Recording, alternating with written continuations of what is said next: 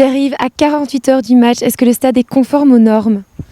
Il l'est de plus en plus, en tout cas, plus les minutes passent et plus les ouvriers avancent et finalisent. On est vraiment dans une période maintenant de finalisation des détails et surtout de tests.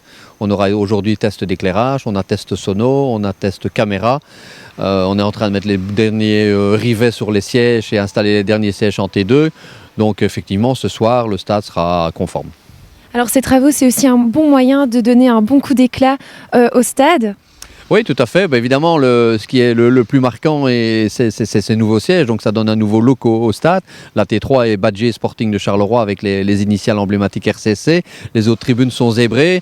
Donc, on retrouve tout doucement une identité dans le stade et ça permet effectivement de donner du cachet à ce stade qui, avec les toitures et tout, reprend vraiment forme. Ça suit un peu l'évolution du club qui regrandit et qui renaît de ses cendres auprès des supporters.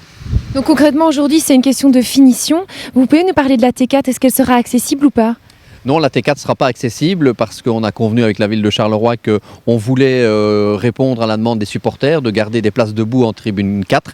Or, il est interdit d'avoir des places debout en Coupe d'Europe.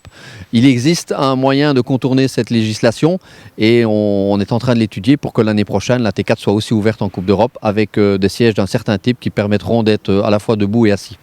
Est-ce qu'un espace est prévu aussi pour les visiteurs? Oui, donc la loi nous impose de séparer les visiteurs. Donc on a longtemps réfléchi à comment on aurait pu le faire. Et finalement, vu l'engouement qu'il y a aussi du côté de Jérusalem, puisqu'on attend quand même 600 supporters, je crois qu'on a bien fait de transformer une petite partie de la T2 en tribune assise conforme UEFA pour pouvoir avoir une séparation de nos supporters israéliens.